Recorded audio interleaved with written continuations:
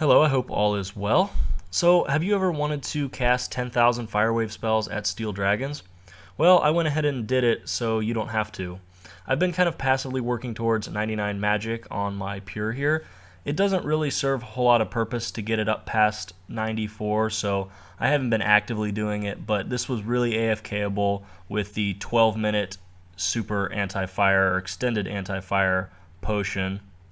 I did take 10 hours worth of anti-fire potion with me, and I did this over the course of a few days while playing other accounts and watching movies, so there's really very little time investment going into actually passively training on these steel dragons like this. You just do have to kind of keep an eye out for when your potion wears off, and also to make sure you're not being mauled by a dragon.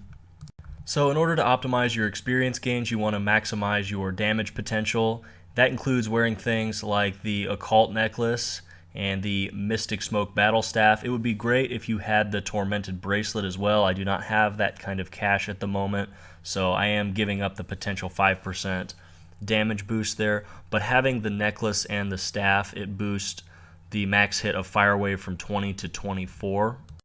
Other than the Tormented Bracelet, I'm wearing the maximum possible magic offensive bonus available to a 1 defense pure, and because of that I was able to get about 1 kill of a steel dragon per 30 blood runes used. Now, finishing up here, I am out of anti-fire potions, going to do this one last dragon, and notice I still have some blood runes left, and that is because about 1 in every 6 steel dragon kills will drop you 20 blood runes, so I actually managed to gain an extra over 1,000 blood runes just over the course of killing steels with these 10,000 initial blood runes that I took with me. So I actually ended up doing about 10.7k casts, getting me about 370 kills and 650k experience. So as far as rare drops, I did get a Dragon Spear, which is pretty cool. I know that's really rare, and 2 pairs of D legs. Unfortunately, no Visi. I've actually never had one dropped for me on Oldschool Runescape, in spite of all of the steel dragons I killed, getting up to 94 mage and now to 96. The 1,000 wyverns, the 1,000 plus brutal blacks, still never had one. That's okay though. Eventually, I know I will have my due reward. So I got 1.6 mil worth of drops from the 10,000 steel dragons. It would have been, of course, a lot more had I been banking the bones, but that would have taken much longer and would have been much less AFKable, so I elected not to do that.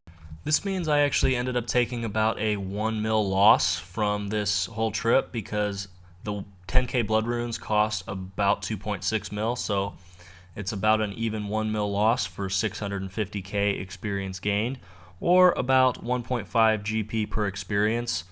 Also, I gained about 63,000 experience per hour while doing this, so it definitely could be a lot better. You can easily get double, if not triple that magic experience per hour if you're paying attention, but as far as AFKing or being semi-AFKable, it is better experience rates than splashing, although it does take a little bit more attention. So if you're playing another account and you just need something to do in the background, this is not a bad way to go.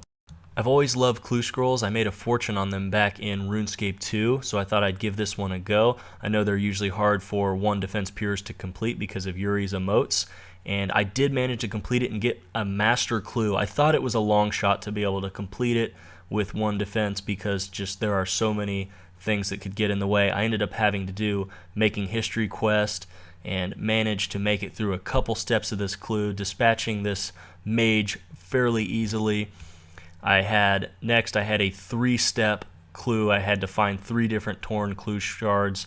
Unfortunately, next I was sent to the Legends Guild, and yeah, this one just was not meant to be. I made it to the 3rd step, but I am not able to complete Hero's Quest without giving up my 1 defense status, which I do not plan on doing. At this point, I had already stayed up way later than I needed to, making work the next day quite a struggle, so I went ahead and rage quit for the night. Fortunately, the next day I did complete my first ever Master Clue Scroll. However, it was on my other account. Nothing particularly good, but it was fun. Thank you for watching this video, and I will see you next time.